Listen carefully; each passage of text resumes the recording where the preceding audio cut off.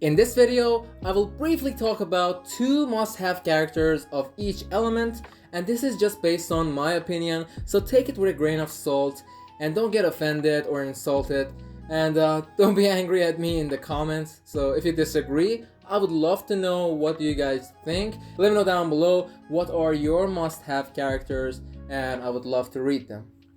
Also, this is the part 1 because I don't want to make the video too long and boring, so I will talk about 3 elements in this one and the remaining 4 will be in another video.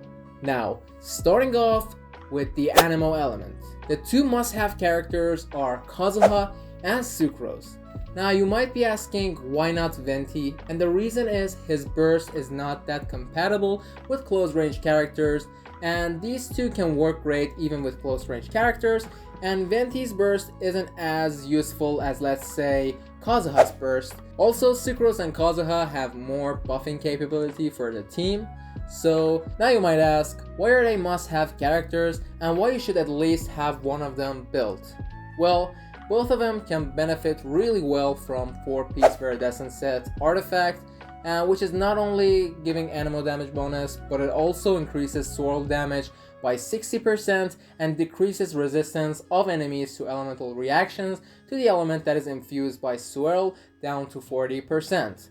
Now the difference between the two is the fact that Sucrose mainly buffs elemental mastery and shares it with her team, and Kazuha directly buffs the elemental damage, and almost any team with ELECTRO, Hydro, Pyro, and Cryo will work well with these two characters. If you're into meta and you care about min-maxing, both of them are fantastic. In national team, they're equally strong in my opinion, but they need different rotation and setups. In freeze teams, Kazuha is better for elemental damage buff, and Sucrose sharing EM won't give any additional benefits aside from crowd control capabilities. At the same time, in Vaporize and Electro Charge teams, Sucrose can be better since she enhances the elemental mastery, which allows the reactions to do more damage, but it doesn't mean Kazuha isn't beneficial for those teams. I'm just saying one can be better than the other in some teams. And there are a lot of examples that would make this video way too long, and this is just gonna be a brief talk about these characters, so you get the idea.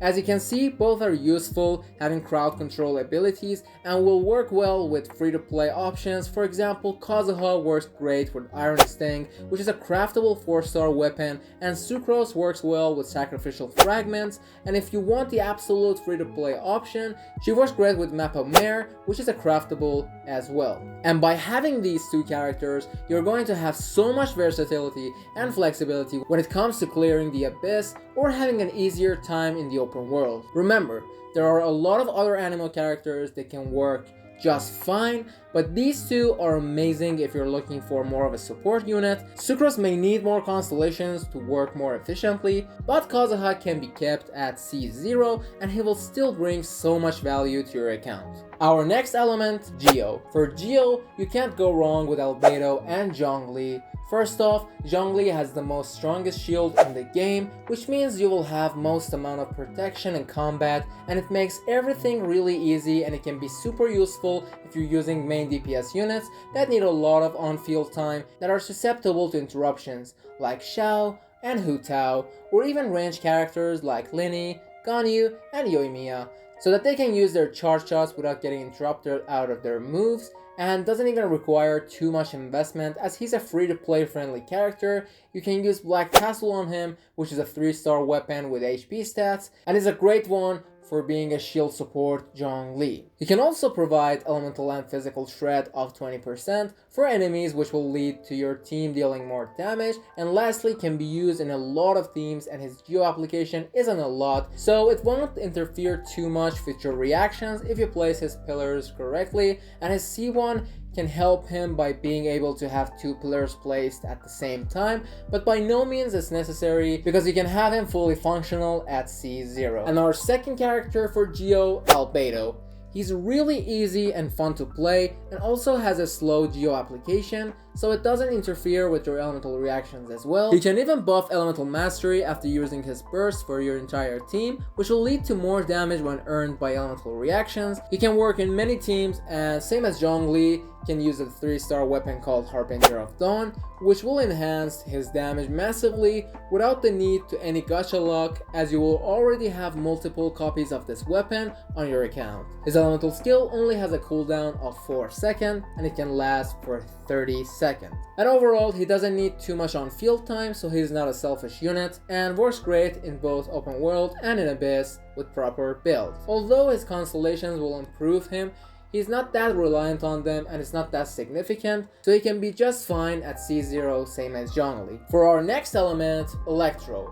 There were a few useful characters like Yai Miko, Fischl, that I could have added on this list, but since this is only 2 characters per element, then my 2 picks were Raiden Shogun and Kuki Shinobu. As for Raiden Shogun, she's one of the best universal batteries. She can also be a game changer with a really strong burst that can even one-shot a lot of enemies and has a really good AoE damage potential.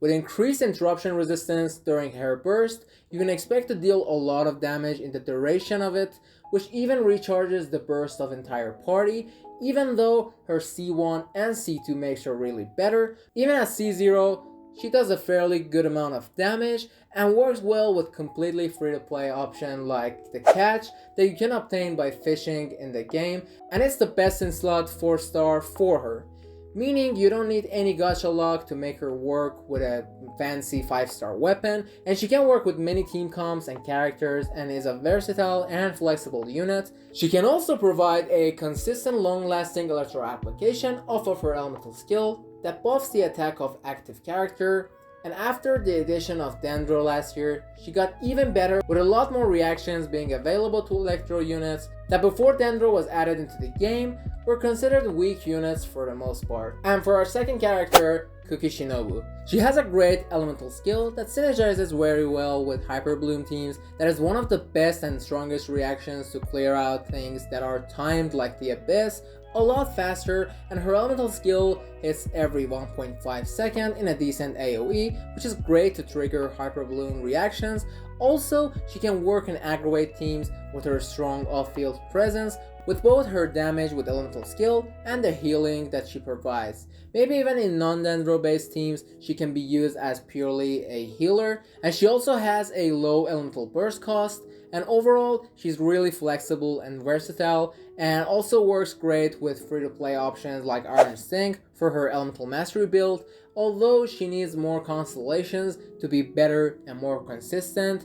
Her C0 is still pretty useful and good, but I would say if you have higher constellations, she will definitely work so much better. And with that, this is the end of part 1. I will also be making the part 2 of this video for the remaining 4 elements, so I would really appreciate it if you consider subscribing so you don't miss out on that video and a lot more on my channel. And with all that being said, have a good day or night, and peace.